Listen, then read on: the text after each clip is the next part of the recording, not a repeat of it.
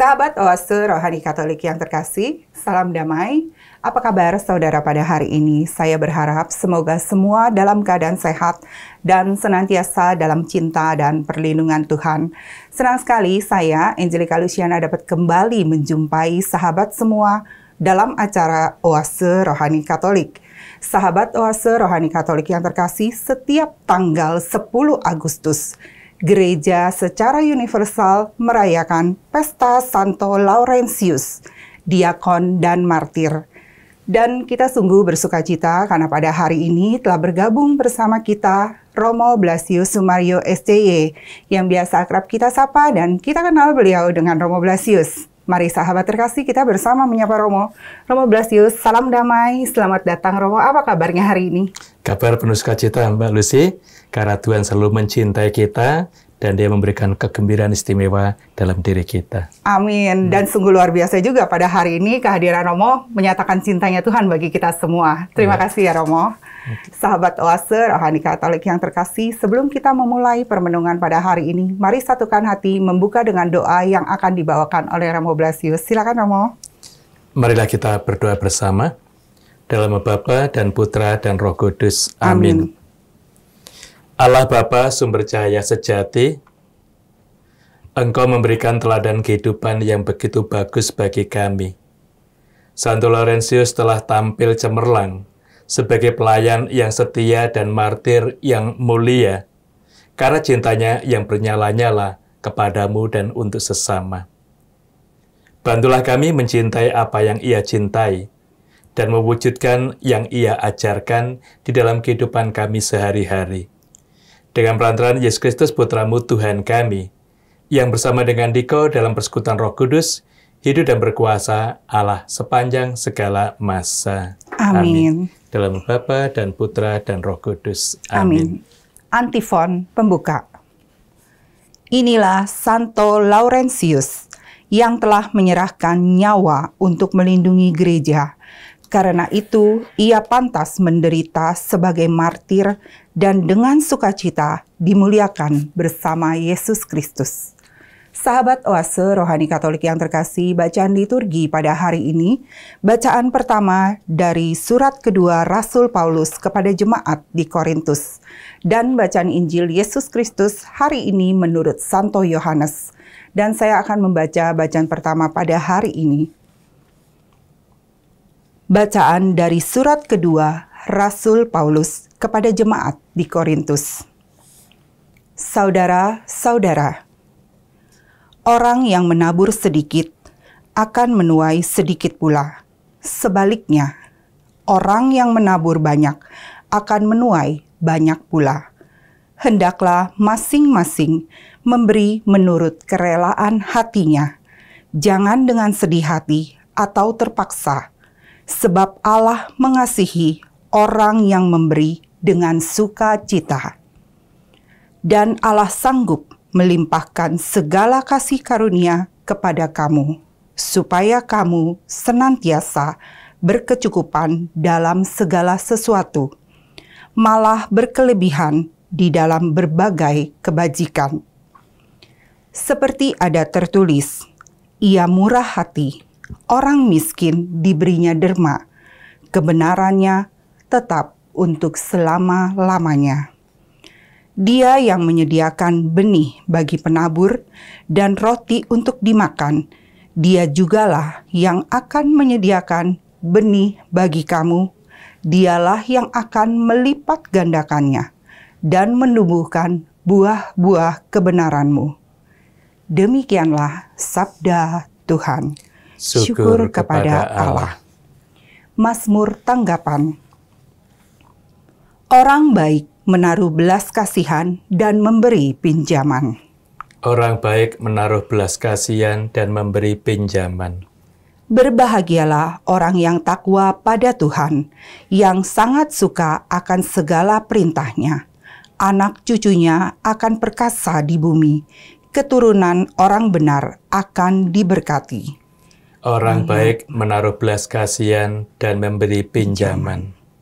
Orang baik menaruh belas kasihan dan memberi pinjaman. Ia melakukan segala urusan dengan semestinya. Orang jujur tidak pernah goyah, ia akan dikenang selama-lamanya. Orang baik menaruh belas kasihan dan memberi pinjaman. Ia tidak takut kepada kabar buruk, hatinya tabah, penuh kepercayaan kepada Tuhan. Hatinya teguh, ia tidak takut, sehingga ia mengalahkan para lawannya. Orang baik menaruh belas kasihan dan memberi pinjaman. Ia murah hati, orang miskin diberinya derma. Kebajikannya tetap untuk selama-lamanya, tanduknya meninggi dalam kemuliaan. Orang baik menaruh belas kasihan dan memberi pinjaman. Sahabat Oase Rohani Katolik yang terkasih, sekarang marilah kita mendengarkan bacaan Injil. Haleluya. Haleluya. Akulah terang dunia, barang siapa mengikuti aku, ia tidak berjalan dalam kegelapan, tetapi mempunyai terang hidup. Haleluya. Tuhan bersamamu. Dan bersama rohmu. Inilah Injil Yesus Kristus menurut Santo Yohanes. Dimuliakanlah Tuhan. Yohanes bab 12 ayat 24 sampai dengan 26. Menjelang akhir hidupnya, Yesus berkata kepada murid-muridnya, "Jikalau biji gandum tidak jatuh ke dalam tanah dan mati, ia tetap satu biji saja. Tetapi jika mati, ia akan menghasilkan banyak buah. Barang siapa mencintai nyawanya, ia akan kehilangan nyawanya. Tetapi barang siapa tidak mencintai nyawanya di dunia ini, ia akan memeliharanya untuk hidup yang kekal. Barang siapa melayani aku, ia harus mengikuti aku. Dan di mana aku berada, di situ pun pelayanku akan berada. Barang siapa melayani aku, ia akan dihormati Bapa." Demikianlah Injil Tuhan. Terpujilah Kristus. Romo Blasius, dari bacaan pada hari ini ada surat Rasul Paulus yang penuh sukacita dan penuh kebaikan ya Romo. Ada hikmat apa bagi kita semua? Terima kasih Bu Lucy. Sahabat Oase Rohani Katolik yang terkasih, dengan melihat surat Paulus ini kita juga begitu gembira dan bangga. Betapa tidak, ternyata Paulus bukan hanya datang untuk mewartakan sabda itu di suatu tempat. Dia memang pergi ke berbagai macam daerah. Tetapi dia tetap memelihara supaya iman yang sudah tumbuh dan berkembang di daerah itu tetap terpelihara. Maka dia memberikan surat pastoral yang berarti penggembalaan, mendampingi umat yang tetap bersemangat dalam menghayati iman akan pribadi Kristus ini, dan akhirnya juga dengan sapaan Paulus ini mereka tetap tersemangati. Oleh karena itu, dengan membaca surat Paulus ini, bagi kita surat itu bukan hanya ditujukan kepada umat di Korintus, seperti hari ini, tetapi surat ini ditujukan kepada kita semua. Bahwa Paulus dengan suratnya itu memelihara iman kita, memberikan arah hidup, dan juga apa yang perlu kita buat di dalam kehidupan yang konkret.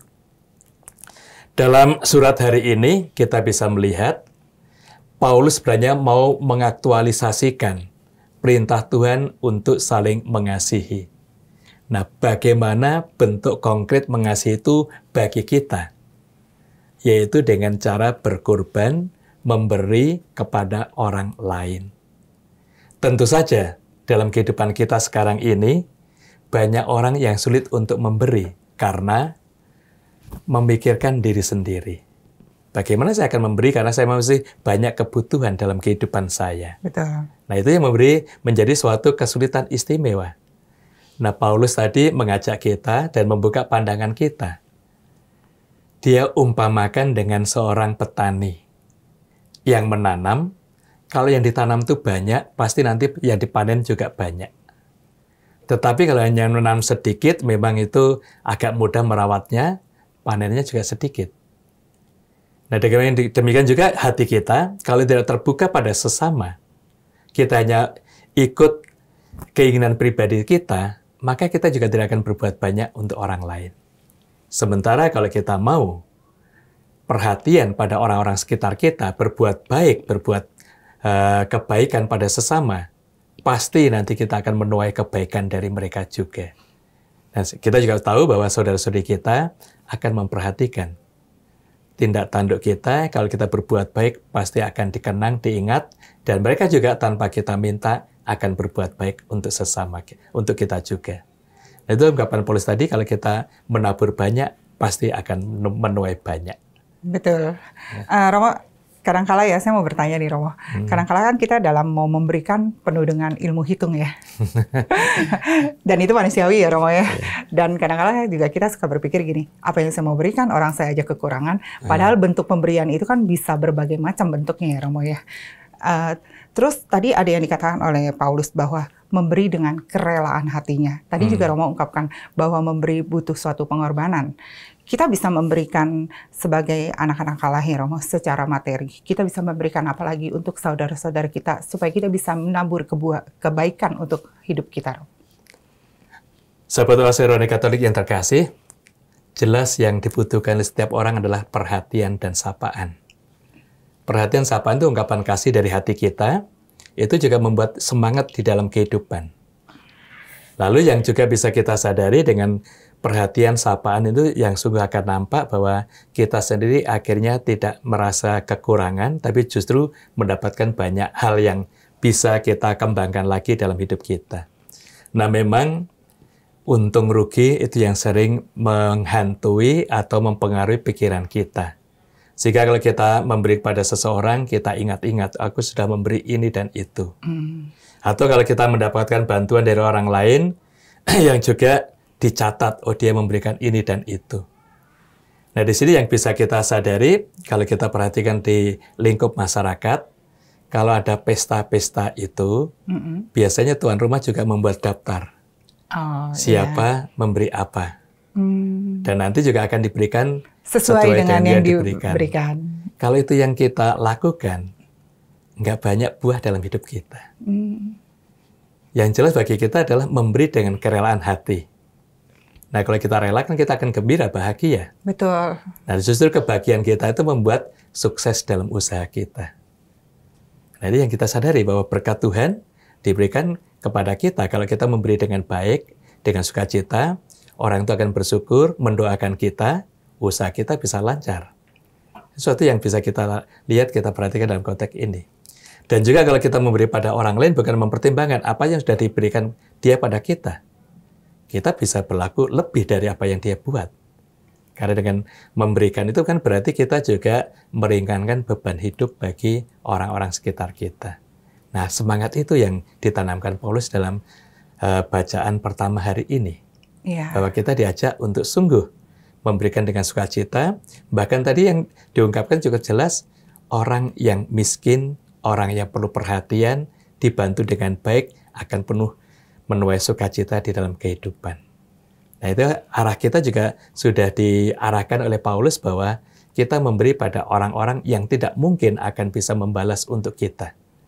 Justru disitulah makna hidup kita akan nampak dalam pribadi kita, dan juga akan bergema di dalam hidup sesama kita. Iya, jadi mungkin kalau pada saat ini kita memberi kepada orang miskin, bukan dari dia kita akan mendapat balasan, tapi dari Tuhan dengan cara yang berbeda, dengan cara yang istimewa ya Romo ya? Ya jelas bahwa Tuhan itu kan sebenarnya mau menggunakan kita semua itu menjadi saluran berkat dan rahmat. Ya. Hanya kadang-kala kita mendapatkan banyak, entah itu dari usaha karya kita atau dari perhatian-perhatian sesama kita, pikiran kita hanya untuk diri kita. Itu yang tidak tepat. Tuhan memang memberikan lebih dari yang bisa kita miliki, karena dengan maksud supaya dengan kelebihan itu kita bisa menyebarkan kepada orang lain. Nah, dengan demikian juga mereka bisa mendapatkan rahmat dari Tuhan melalui kehidupan kita. Ya, yang penting adalah pada saat kita memberi harus dengan hati yang penuh sukacita ya Romo, dan jangan pernah bermuram atau bersedih hati atau dengan terpaksa ya Romo ya. Ya jelas bahwa kita diajak untuk mengembangkan kasih itu, dan kita juga bisa melihat kalau kita memberikan dengan kerelaan, sukacita, itu jelas hati kita itu juga merasakan suatu kegembiraan yang istimewa.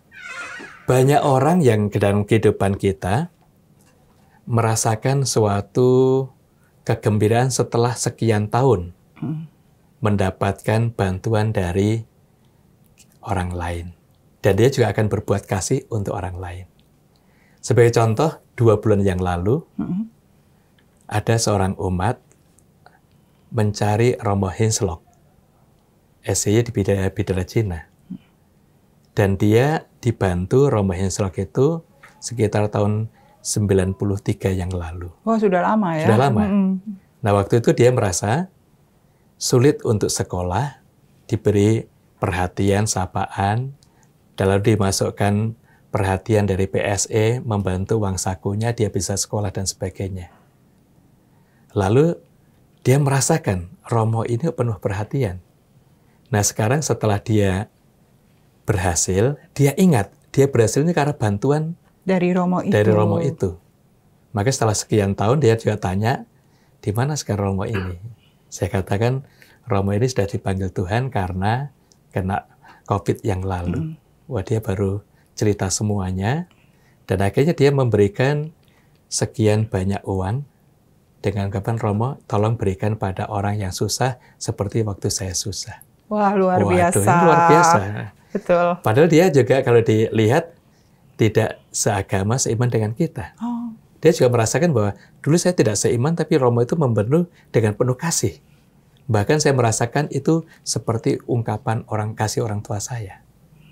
Nah, itu sebenarnya kita memberi dengan penuh sukarela, ternyata juga menanamkan kebaikan pada orang lain, dan yang menuai bukan yang kita menanamkan, justru orang-orang lain yang juga yang membutuhkan. Iya. Itu suatu kuasa Tuhan yang begitu istimewa bagi kita.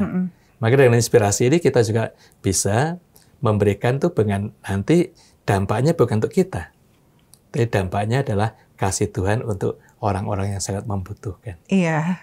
Itu ya. Betul, Romo. Yang Romo ungkapkan itu betul sekali. Dan juga saya jadi teringat dulu, oma saya juga bilang, kalaupun kita berbuat baik, mungkin bukan kita yang merasakan, tapi anak cucu kita, generasi kita. Seperti itu juga ya, Romo ya? Ya, jelas. Karena dengan suasana ini kan akhirnya menebar kebaikan, dan kebaikan akan berkembang. Betul. Dan itu kalau kita kembangkan, dan semua masyarakat mengembangkan kebaikan itu, pastilah kedamaian, sukacita, lalu juga kesejahteraan bersama yang dicita-citakan oleh gereja keuskupan kita akan terwujud dengan mudah. Iya. Kuncinya kan kita saling memberi. Nah, itu yang perlu kita perhatikan dalam konteks bersama. Maka juga surat Paulus hari ini juga menyadarkan kita ternyata untuk mewujudkan kesejahteraan bersama tidak bisa tanpa memberi untuk mereka. Iya. Kita harus memberi dengan kerelaan hati dan juga ketulusan hati. Dan yang terpenting tadi saya juga tangkap Romo katakan, bukan hanya dengan seiman, tapi juga dengan saudara-saudara kita yang lainnya ya Romo ya. Ya, jelas bahwa kita ini kan diciptakan oleh Tuhan, bersaudara, bersahabat dengan sama orang. Ya. Lalu kita juga bisa melihat nilai kemanusiaan yang dialami oleh sesama kita, itu juga kita perlu kembangkan dalam hidup kita. Maka dalam Konsili Vatikan yang lalu kan juga diungkapkan, membuka perhatian pandangan kita. Duka, cita, derita, dan sukacita yang ada di tengah masyarakat adalah duka cita dan sukacita kita bersama. Karena kita juga anggota masyarakat. Betul. Maka kita juga diajak untuk melihat bahwa perbuatan kasih kita tidak pandang bulu. Di mana ada orang yang membutuhkan, disitulah kita hadir, memberikan hati kita, pikiran kita. Kemudian juga hati dan pikiran itu kita bisa dengan kreatif mengajak orang lain juga untuk menolong, membantu sesama kita. Iya, sehingga berkat dan kasih Tuhan yang berbuah-buah kebenaran akan selalu melimpah di sekeliling kita bagi sesama ya Romo ya? Ya benar, karena jelas bahwa Tuhan itu mau baik, ingin menyampaikan banyak hal kepada orang lain, tapi menggunakan sarana kita semua. Sementara saudara-saudari kita yang di dalam keterbatasan, entah ekonomi, relasi, dan juga situasi hidup, pekerjaan, dan sebagainya, ingin mendapatkan bantuan, tetapi tidak tahu bagaimana dan siapa yang akan membantu. Nah, karena itulah Paulus mengajak kita, berilah dengan cuma-cuma, dengan sukarela, maka kita juga akan merasakan kegembiraan yang istimewa.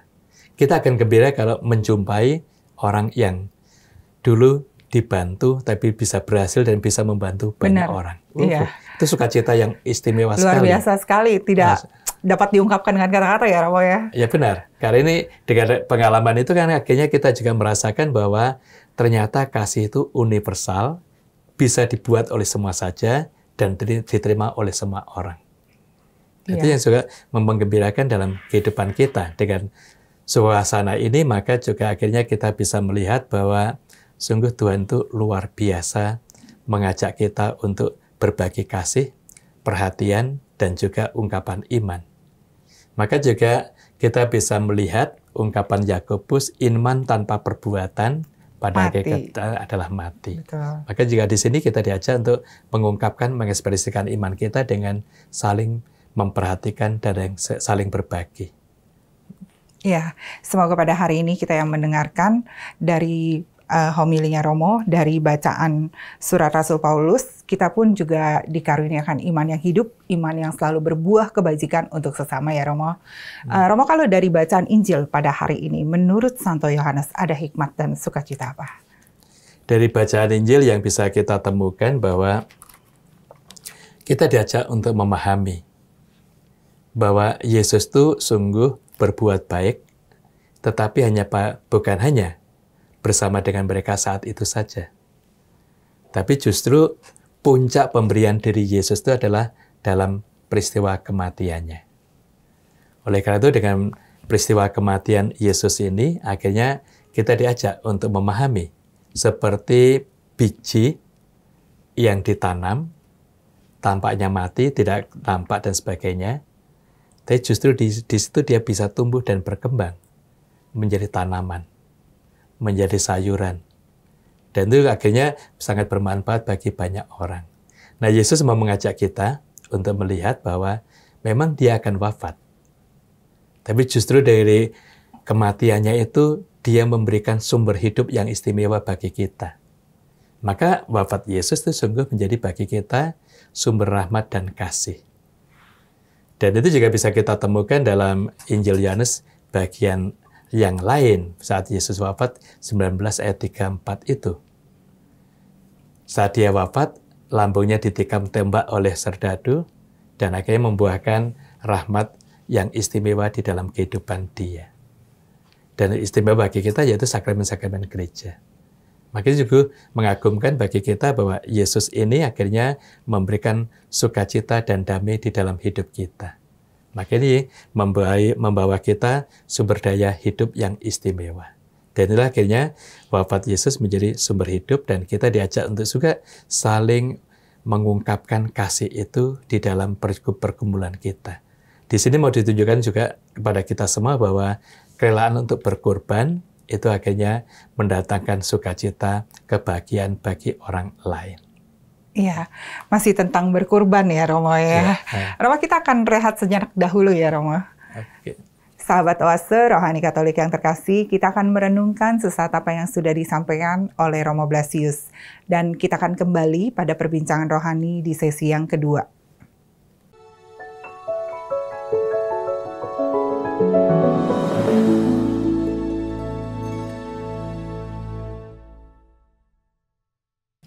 Sahabat Oase Rohani Katolik yang terkasih, salam damai. Kembali lagi bersama Romo Blasius Sumario SCY dan saya Angelica Luciana. Anda masih menyimak Oase Rohani Katolik. Romo Blasius, kita kembali lagi pada dialog iman di sesi yang kedua tentang seputar pengorbanan ya Romo ya, pengorbanan diri, persembahan diri. Ada hikmat dan sukacita apa Romo? Silakan dilanjutkan kembali. Terima kasih Bu Lucy, sahabat Oase Rohani Katolik yang terkasih. Sering kita kan bertanya dalam hidup kita, bagaimana diri saya bisa berarti bagi sesama. Nah, pemikiran kita kan biasanya kita buat sesuatu yang besar, yang istimewa, sehingga bisa bermakna bagi orang lain atau bisa dilihat. Iya. Yesus menegaskan bukan itu. Justru kita bisa bermakna bagi sesama kalau kita bisa menaruh perhatian kepada yang kecil. Itu hal yang sederhana, dan itu bisa dibuat oleh siapa saja. Bahkan lingkupnya juga tidak harus luas seluruh dunia. dalam keluarga kita. Dimulai dari keluarga dulu. Dimulai ya, dari keluarga. Betul. Itu yang akan menolong membantu kita untuk mengembangkan kasih ini, pengorbanan itu. Maka tadi juga dalam Injil Tuhan Yesus mengungkapkan, barang siapa mencintai nyawanya akan kehilangan nyawanya. Iya. Tetapi kalau dia kehilangan nyawanya demi dia, akan menyelamatkannya. Nah, maksudnya demikian, bahwa kita tidak bisa hanya mencintai diri kita sendiri. Kalau itu yang kita hidupi, kita menjadi orang yang egois, tidak mau tahu sesama kita, bahkan anggota keluarga kita, itu akhirnya kan hidup kita tidak bermakna bagi orang lain. Betul. Dan kita juga akan kehilangan semuanya, karena kita ingin mendapatkan sesuatu, tapi justru tidak ada yang kita punyai.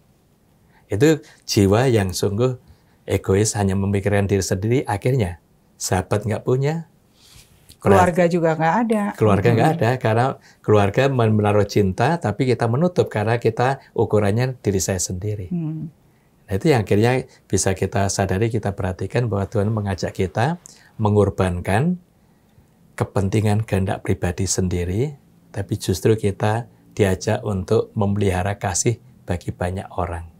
Iya. Nah, dengan demikian akhirnya kalau kita menaruh perhatian pada orang lain, pasti dia juga memberikan perhatian buat pada kita.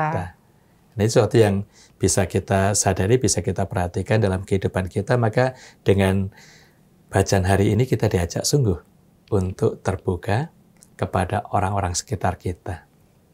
Nah, sekarang yang kita sadari, kita perhatikan, banyak juga keprihatinan-keprihatinan yang muncul dalam keluarga. Ungkapan dari opa dan oma, kalau kami kunjungan itu, mereka merasakan sendiri sungguh. Benar nih, ya. Sendiri sungguh karena anak-anak kerja. Sibuk. Betul. Lalu cucu juga sekolah. Sibuk, ada yang sudah kerja. Itu hari-hari mereka. Tapi kalau pulang, mereka bersama di rumah, tapi tetap mereka dalam kesibukan masing-masing. Atau sibuk dengan handphonenya masing-masing juga. Itu yang sering terjadi dalam konteks ini. Maka mereka sebenarnya hanya perlu sapaan untuk didengarkan, untuk diperhatikan dan sebagainya. Juga sama, anak-anak kan sekarang ini juga mengabaikan orang tua. Iya. Kalau diberi nasihat, itu kan zaman ibu, zaman bapak, zaman jadul. Sekarang lain. Nah, itu sesuatu yang dalam konteks ini kan mau diberi informasi tapi sudah menutup hati. Mau diberi kasih tapi bagi dia itu bukan ungkapan kasih. Bukan sesuatu yang berlaku lagi di zamannya. Bukan zamannya. Itu yang sering diungkapkan oleh mereka. Iya. Nah, di sini akhirnya kita juga perlu lihat bahwa anak-anak juga perlu memperhatikan orang tua. Betul. Karena orang tua kan dengan susah payah bekerja dari pagi sampai sore. Untuk anak-anak. Untuk anak-anak itu suatu pengorbanan yang istimewa bagi mereka. Betul. Supaya anak-anak itu bisa sekolah dengan baik, kebutuhan terpenuhi, dan akhirnya merasakan kesejahteraan dalam hidup. Itu pengorbanan orang tua. Tapi anak-anak sekarang ini kadang melihat bahwa itu kewajiban orang tua. Sesuatu yang sungguh bagi kita memprihatinkan. Karena anak-anak sebenarnya harus terima kasih Bapak, Ibu sudah berjuang, berkorban untuk saya, dan saya akan mencintaimu. Nah, itu yang kita lihat. Karena itu sering juga ada konflik antara orang tua dan anak, karena di situ ungkapan kasih tidak sampai di hati mereka, tapi mereka sudah mempunyai benteng diri dan menuntut yang lain memenuhi kebutuhannya. Nah, itu yang kadangkala terjadi dalam kehidupan kita. Nah, karena itu kita diajak oleh Tuhan untuk mematikan egoisme kita dan kita menumbuhkan perhatian bagi orang lain. Dari situ nanti dengan perhatian kasih kita itu justru diri kita akan bermakna bagi orang-orang sekitar kita. Dan semua yang ada bersama kita pasti akan merasakan sukacita dan damai. Itu suatu ungkapan membahagiakan orang lain ternyata juga tidak sulit-sulit amat. Betul. Nah, tapi hanya dengan sapaan, perhatian, keterbukaan hati, itu sudah mencerminkan suatu pengalaman kasih yang membahagiakan dalam keluarga kita. Jadi kalau kita terbiasa memperhatikan orang-orang sekitar kita, kemudian kita juga bisa memperhatikan teman-teman kita, masyarakat sekitar kita. Nah, ini akhirnya kita juga bisa menjadi sahabat mereka semua. Dan kita juga akan menerima kasih dari mereka semua ini. Ini yang kita sadari, kita perhatikan dalam konteks kehidupan bersama. Iya. Yang Romo ungkapkan tadi itu benar sekali loh. Romo bilang bahwa kita bisa mengungkapkan kasih kita mulai dari hal kecil melalui sapaan dan senyuman. Yeah. Nah, dicoba deh dari sebuah keluarga ya Romo ya. Jadi kalau di keluarga itu harus pagi-pagi misalnya, selamat pagi dengan senyuman. Itu kan membuat suasana rumah menjadi lebih hangat ya Romo. Menjadi lebih penuh kasih dibandingkan kalau kita bangun cuman sibuk urus diri terus pergi gitu. Ya jelas sapaan itu akan menghidupkan suasana batin. Iya. Kalau saya disapa berarti saya diperhatikan. Iya, betul. Nah, kalau saya diperhatikan pasti dengan sendirinya ikut memperhatikan yang lain. Iya. Selamat pagi. Oh iya ya, sudah pagi. Nah, sesuatu yang kita lihat, kita perhatikan hal sederhana, tapi justru ini menghidupkan suasana. Benar. Nah, karena itu juga ini salah satu cara bagi kita untuk menghidupkan relasi di antara kita dalam keluarga, juga dalam masyarakat. Karena yang sering terjadi kan orang akhirnya menaruh curiga pada orang lain, pada anggota keluarga. Dan kalau kita sudah curiga, kepercayaan tidak akan tumbuh, tapi justru akan luntur dalam hidup kita. Nah itu karena kita menghilangkan itu dengan ungkapan tadi, sapaan, mengungkapkan diri kita, keinginan kita pada anggota keluarga dan yang lain, mereka akan tahu pribadi kita. Dan dengan demikian juga karena saling menyapa, mengenal, kasih itu juga akan tumbuh dan berkembang dalam kehidupan bersama. Iya, walaupun terlihat kecil, tapi bermakna luar biasa ya Romo ya. Ya benar, Tuhan tadi kan juga mengungkapkan seperti biji kecil. Biji sawi yang kecil. Mati, ditanam toh. Iya. Setelah tumbuh ternyata sangat bermanfaat bagi banyak orang. Betul. Nah, iya. Kasih kita juga hal yang sederhana, tumbuh dari hal yang kecil. Tapi juga akan berkembang dalam hati kita, sehingga hati kita yang penuh kasih itu juga akan muncul kegembiraan dalam pribadi kita. Dan kalau kita gembira, itu selalu ingin kita berikan kepada orang lain. Iya. Nah itu yang sebenarnya kita bisa lihat bahwa kita memberi pada orang lain bukan karena banyaknya harta. Betul. Kita memberi pada orang lain karena kita bahagia dalam hidup kita. Dan kebahagiaan bisa kita rasakan dari hal-hal sederhana dalam hidup kita. Nah itu kita juga bisa lihat dari anak-anak kecil, ketemu temannya dalam bermain di luar, begitu gembiranya, begitu masuk rumah langsung loncat. Senang. Dan ini mengajak orang tuanya senang. Iya. Itu sesuatu yang bisa, dia membagikan kesenangan itu bukan karena dari hartanya, tetapi dari suasana batin. Betul. Nah itu kita diajak dalam iman kita, itu kita ekspresikan dalam suasana batin yang gembira bahagia. Iya. Dan ada satu contoh lagi ya Romo ya, kalau di keluarga saya, setiap pagi kan kita menyapa tuh selalu, situasi apapun, sesibuk apapun. Dan kalau malam hari, kita juga punya kebiasaan untuk selalu saling mengucapkan night, I love you. Jadi kita menutup hari dengan mengungkapkan rasa cinta kita kepada sesama gitu. Dan itu halnya kecil, tapi ternyata berefek besar sampai dengan sekarang. Kalau anak-anak kalau belum mengungkapkan itu ya merasa, aku tuh kurang bersyukur, kurang berterima kasih gitu loh kepada orang tua atau kepada hari ini yang sudah diberikan gitu. Jadi suatu pengalaman hidup, pengalaman iman dan kasih yang begitu konkret. Karena inilah sebenarnya mau ditegaskan bagi kita bahwa hidup kita ini bukan untuk diri sendiri. Benar. Kita hidup karena Tuhan dan kita hidup untuk Tuhan. Dan Tuhan juga menciptakan orang lain, maka kita diajak untuk saling memperhatikan. Iya. Nah ini kalau terbiasa seperti ini, kita saling menyapa, memberikan perhatian, memberikan salam. Kalau sekali tidak dikasih, pasti dia akan tanya. Akan merasa kehilangan ya, ada apa nih gitu. Ya, ada apa, kemudian tanya. Iya. Kok saya belum dapat ini? Ada apa? Nah, oh ya saya lupa. Nah itu kan sebenarnya menghidupkan suasana di dalam. Saling mengingatkan ya Romo ya. Saling mengingatkan, itu suatu pengalaman kasih yang juga dari pengorbanan satu sama lain, dan korbannya juga tidak begitu besar. Hanya berkorban waktu, memberikan perhatian, senyuman, itu kan sudah mereka semua merasakan kegembiraan yang luar biasa. Betul sekali. Karena itu Tuhan juga mengajak kita. Kalau kita selalu menghormati orang lain, menghormati sesama, kita akan diajak di mana dia berada.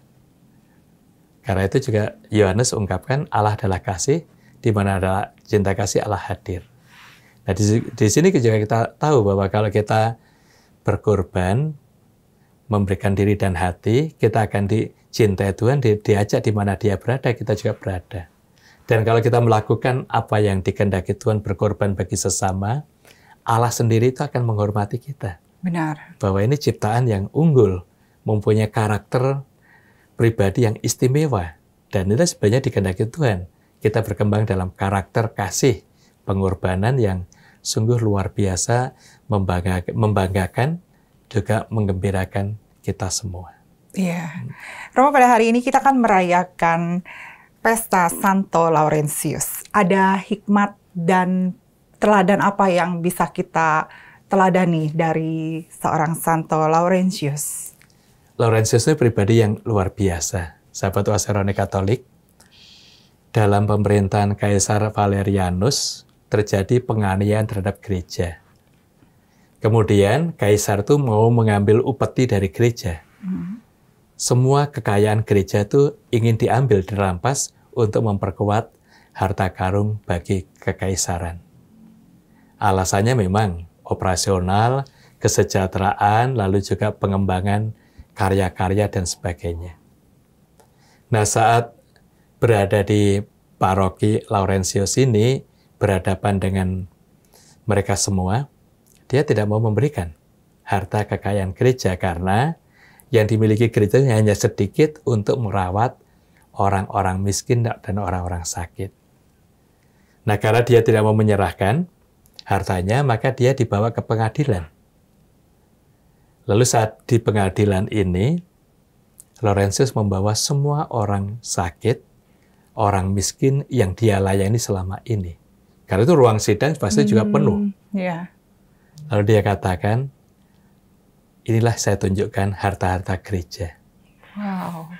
Mereka yang ada di sekitar situ. Tentu hakim dan sebagainya marah. Maka akhirnya dia dijatuhi hukuman menjadi martir. Nah, yang luar biasa bagi dia adalah tugas dari Bapak Uskup untuk dia merawat orang-orang sakit dan orang miskin dijalankan dengan sungguh penuh perhatian dan kasih yang luar biasa. Bahkan dia harus mengorbankan hidupnya seperti terang sabda hari ini, bahwa dia tidak menyayangi nyawanya sendiri, bahkan dia memang melayani semuanya meskipun ada bahaya hukuman mati. Tapi dia tetap melayani dengan penuh sukacita dan sepenuh hati, ya Romo. Sepenuh hati. Dan akhirnya memang dia menjadi martir. Namun juga pengorbanan Laurentius bukan berarti sia-sia. Dengan kemartiran itu, iman dan kasih dari Tuhan tumbuh dalam gereja. Karena itu juga akhirnya semakin banyak orang yang ingin menghidupi semangat Laurentius ini. Dan kita semua juga diajak. Dalam bacaan-bacaan hari ini kan nuansanya kita diajak untuk menaruh perhatian, berbagi dengan penuh sukacita, tanpa terpaksa, dan ternyata berkat dan rahmat Tuhan akan mengalir dalam hidup kita. Itu sebenarnya bacaan dari surat Paulus maupun dari Injil hari ini mau mengajak kita untuk menghidupi semangat dari Laurentius dalam pengabdian ini. Dia masih menerima tabisan diakon, belum imam, tetapi dia sudah melayani dengan begitu sepenuh hati dan berkorban. Berkorban. Dan dengan demikian semangat Laurentius ini sebenarnya menjadi semangat kita pada saat ini di dalam kehidupan kita. Dengan demikian juga semakin banyak orang terselamatkan karena kasih dan pengorbanan kita bersama. Iya, Romo Blasius bacaannya pada hari ini dan juga homili Romo sungguh memberikan semangat dalam kehidupan beriman kita. Kita semua diajak untuk bisa berbela rasa, berbagi, berkurban kepada sesama dengan hati yang penuh sukacita dan dengan sepenuh hati. Terima kasih ya Romo buat kebersamaannya pada hari ini. Sahabat Oase Rohani Katolik yang terkasih, usai sudah kebersamaan kita pada hari ini. Saya, Angelica Luciana dan Romo Blasius Sumario, mohon pamit dari ruang dengar Anda. Sekarang marilah kita satukan hati, menutup dengan doa dan mohon berkat Allah melalui Romo Blasius. Silakan Romo. Dalam nama Bapa dan Putra dan Roh Kudus. Amin. Amin. Allah Bapa yang Maha Cinta, kami sungguh bersyukur padamu. Engkau menunjukkan kehendak-Mu bagi kami semua di dalam mewujudkan iman dan kasih dalam kehidupan yang konkret. Dengan penuh perhatian, berkorban untuk menciptakan suasana kegembiraan di dalam kehidupan, dan juga untuk mengungkapkan kesejahteraan bagi seluruh warga masyarakat kami. Kami juga bersyukur padamu pada pesta Santo Laurentius ini. Kami telah Kau puaskan dengan sabdamu sendiri. Kami mohon dengan rendah hati, semoga pengabdian hidup kami yang dijiwai oleh semangat Santo Laurentius dan bacaan-bacaan hari ini sungguh menuntun kami semua pada keselamatan yang abadi. Dalam perantaraan Kristus Tuhan kami. Amin. Tuhan bersamamu Dan bersama rohmu. Hidup karya doa ada seluruh anggota keluarga kita selalu dibimbing oleh berkat Maha Kuasa, Bapa dan Putra dan Roh Kudus. Amin. Amin. Semoga kita semua dapat menjadi garam dan terang kasih Tuhan bagi sesama. Terima kasih Romo Blasius, salam damai untuk semuanya.